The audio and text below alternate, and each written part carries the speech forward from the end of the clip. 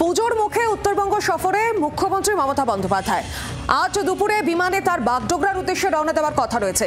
আগামী কয়েকদিন উত্তরবঙ্গের জেলায় জেলায় সফর করবেন মুখ্যমন্ত্রী মমতা বন্দ্যোপাধ্যায়।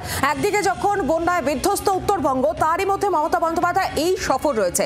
একাধিক প্রশাসনিক সভায় একাধিক বিষয় নিয়ে আলোচনা হতে পারে। এবার জেলায় জেলায় যে সফর, বিশেষ নজর দিচ্ছে এবার কিন্তু শাসক দল। আরো বিস্তারিত জানবো গোটা বিষয় নিয়ে। সঙ্গে রয়েছেন প্রতিনিধি প্রবীর চক্রবর্তী। প্রবীর, কি জানা যাচ্ছে? দেখো, আজকে দুদিনের সফরে উত্তরবঙ্গে যাচ্ছেন মুখ্যমন্ত্রী মমতা বন্দ্যোপাধ্যায়। আজকে দুপুর 2:30 নাগাদ কলকাতা বিমানবন্দর থেকে রওনা দেবেন তিনি এবং শিলিগুড়িতে পৌঁছে আজকে উত্তর কর্ণাতেই থাকবেন মুখ্যমন্ত্রী মমতা বন্দ্যোপাধ্যায়।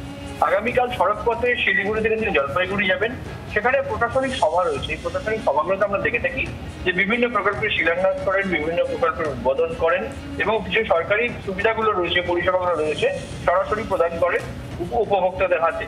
প্রশাসনিক প্রোগ্রাম ও কর্মসূচিতে কিন্তু এই কর্মসূচি রয়েছে এবং সেখানে দাঁড়িয়ে চা শ্রমিকদের ক্ষেত্রে আরো কোনো কোনো প্রকল্প ঘোষণা করা হয় কিনা, চা শ্রমিকদের ক্ষেত্রে যে বিভিন্ন অসন্তোষ রয়েছে সেই মেটাতে মুখ্যমন্ত্রী কি উদ্যোগ নেন সেটাও দেখার বিষয়।